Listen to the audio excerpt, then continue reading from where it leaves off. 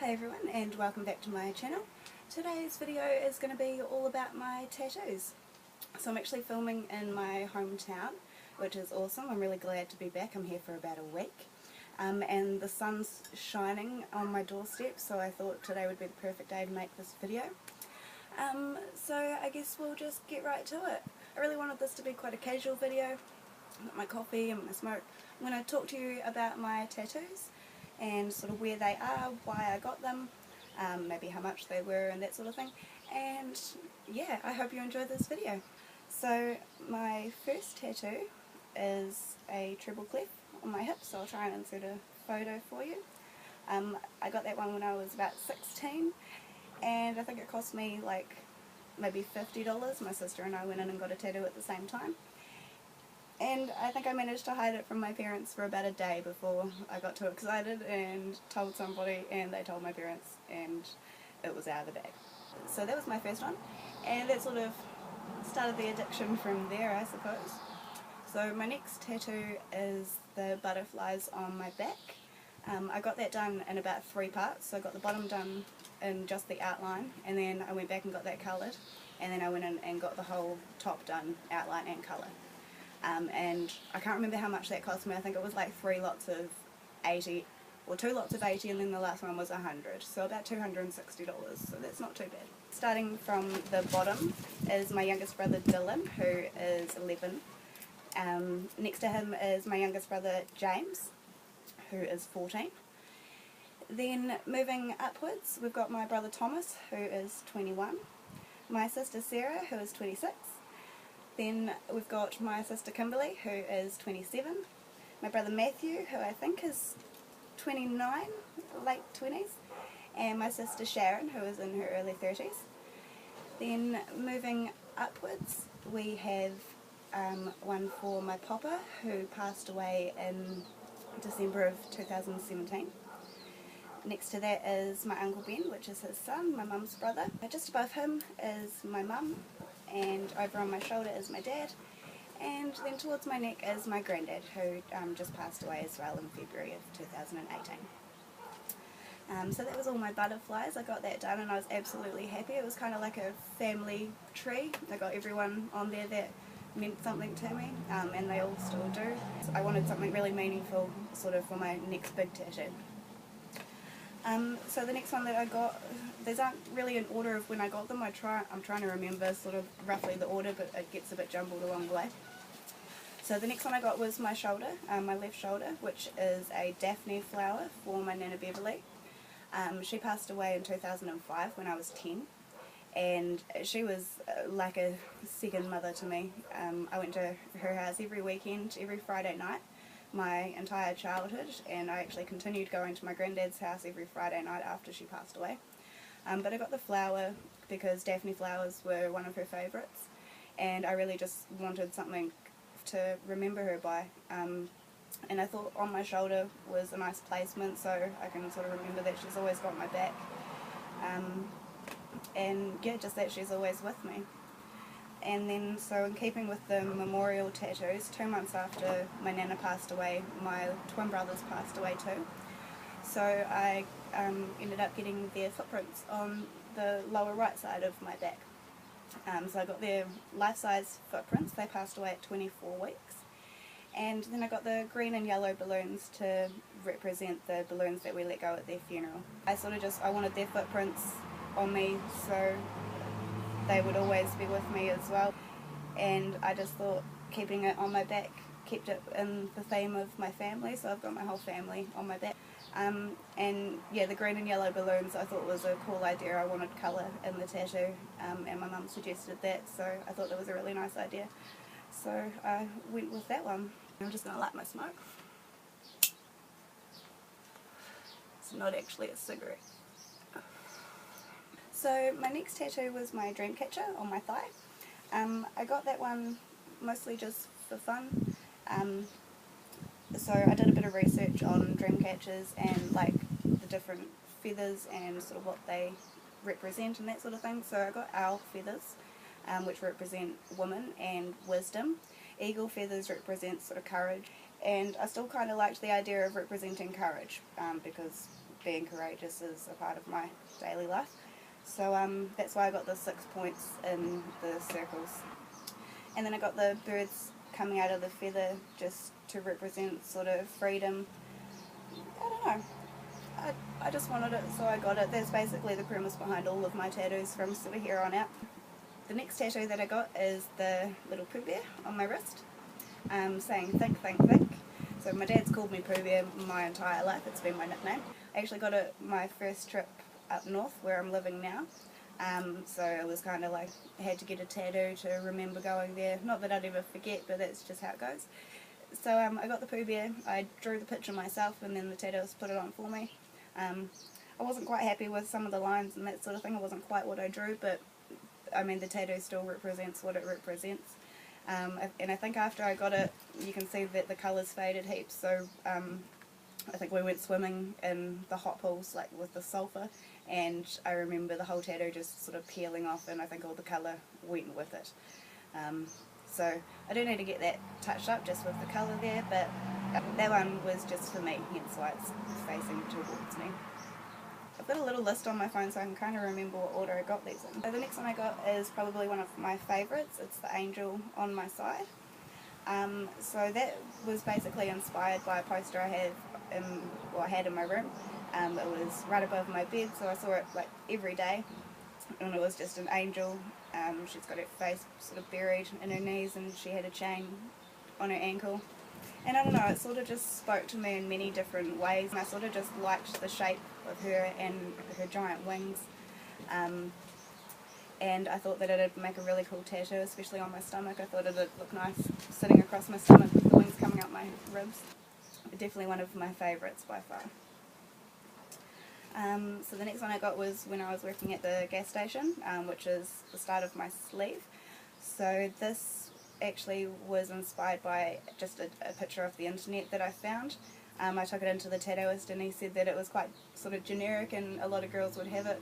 And his style was more personal to the person getting the tattoo. So he actually designed this up for me.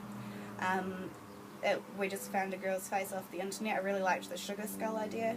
To me it sort of represented, because I used to wear a lot of makeup, and I wore makeup every single day from when I was about 14 up until maybe like 2 years ago, when I finally decided I just stopped. I didn't give a shit anymore what I looked like or what people thought of me. It didn't matter. So, but the sugar skull represented sort of having to put on that fake mask every day and try and be happy even when life wasn't exactly giving me very many happy moments. So yeah, just sort of having to wear a mask. And then the owl behind her, well, like I said, it was sort of from a picture, so the picture had an owl in it above her head, so we sort of just took it from that, but to me it sort of just represents that whole wisdom thing again, and it's kind of like a protection thing. He's standing behind her, he has her back, and I don't know, it just represents sort of strength. It was just another one that I wanted, so I got it.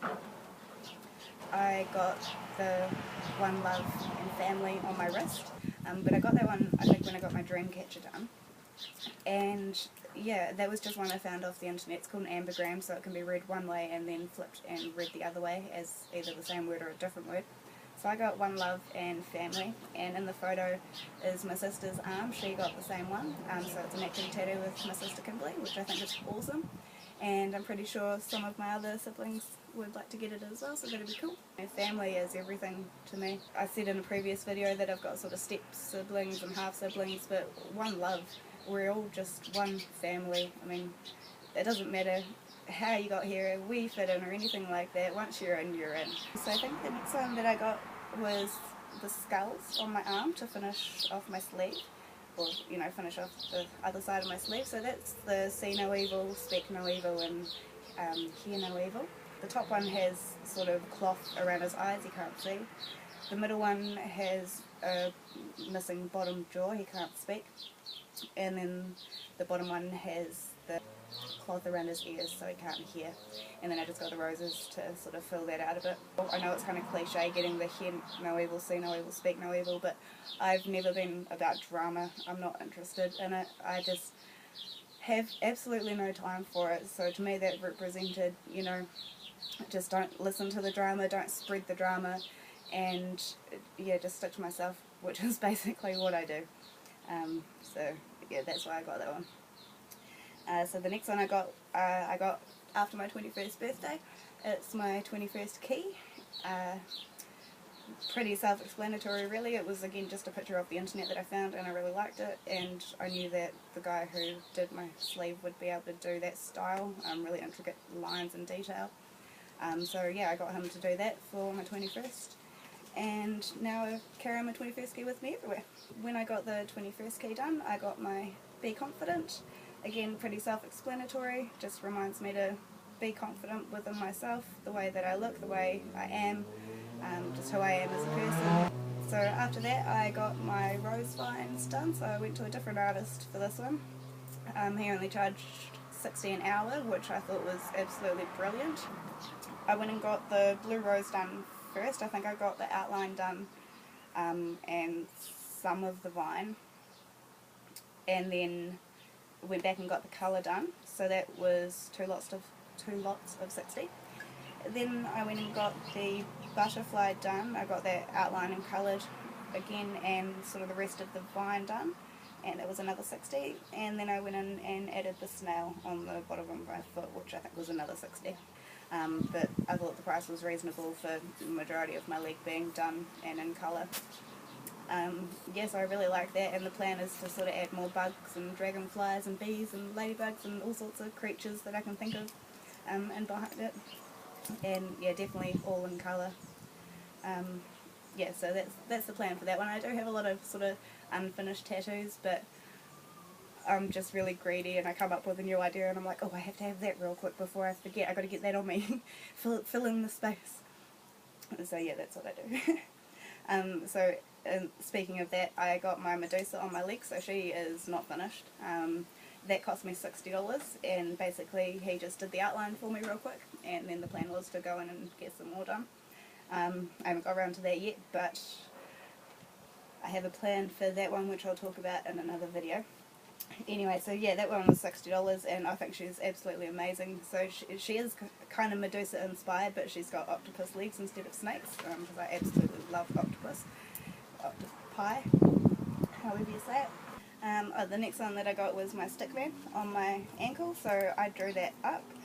He's smoking a joint, and it was from one of my best friends. She lives over in Australia, but she did live in New Zealand for a while. I met her here, and she is part of a stickman crew. So basically, if you're easy to vibe with and you can chill and have a laugh and that sort of thing, then you'd be invited into the stickman crew. And yeah, so she has one on her ankle, and I got one as well. There's several people all around the world. She's a traveller, so yeah, lots of people have the stickman tattoo, so I'm yet to meet a lot of them, but I think that'll be really cool if I ever go travelling and I happen to find someone who has one in the same spot. I'll be like, hey, you, come here, let's go get stoned or something, I don't know. But yeah, I think that's really cool. The next one that I got is my 2012 on my arm, so that's in Roman numerals. I got that matching with my partner. We got together in 2012, and actually his mum tattooed that on us, so I thought that was even more special. Yeah, so the next one that I got was a little bit later on. I got the daffodils on my arm.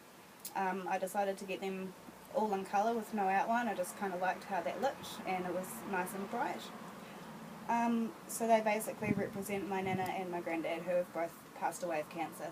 The daffodils are for the Cancer Society. I know it sounds a little bit morbid, but it reminds me of them every time I look at it.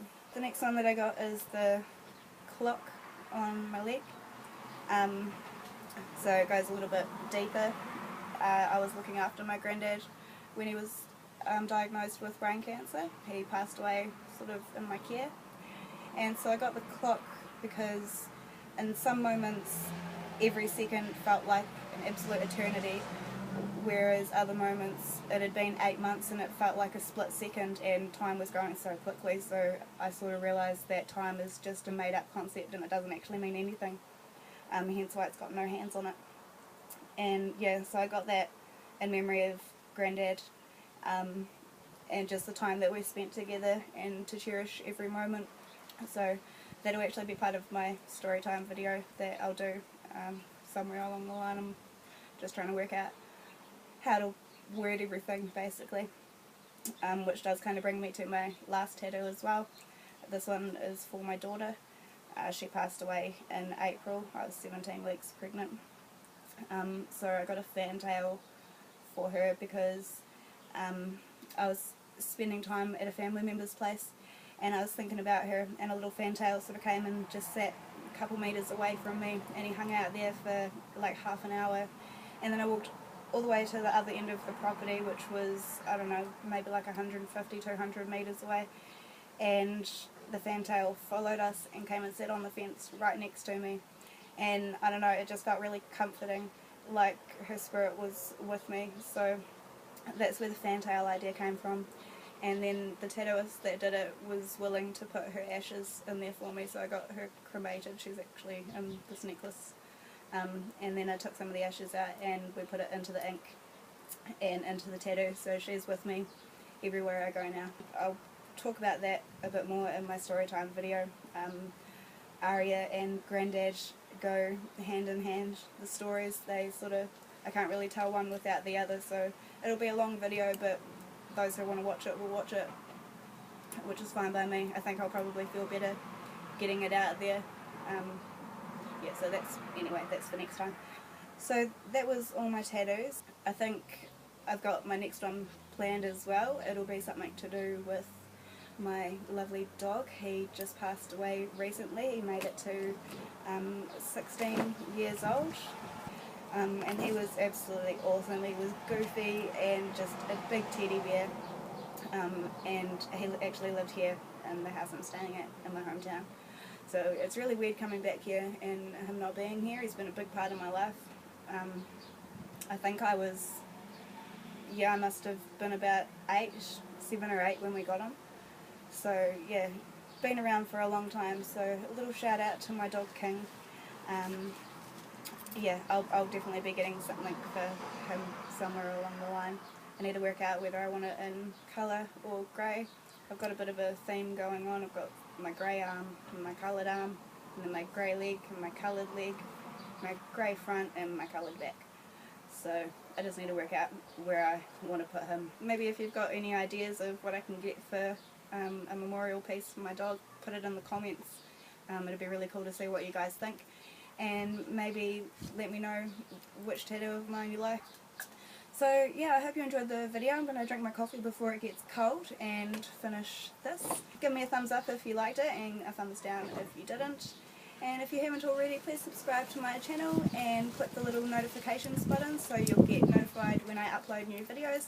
I try and upload every week, and if you have any more ideas for some content that you'd like to see, then let me know. And just a little side note, if you hadn't noticed, I have changed my dreads. So I coloured them purple in the last video, and I've just taken out all my synthetic extensions and put in human hair ones, which is awesome, and I've decorated them a little bit, so I'm going to make another video about that very soon. So stay tuned for that. I'm just like pulling hairs off me as I talk. Yeah, so that pretty much sums up my video. I'll see you guys on the next one. Bye!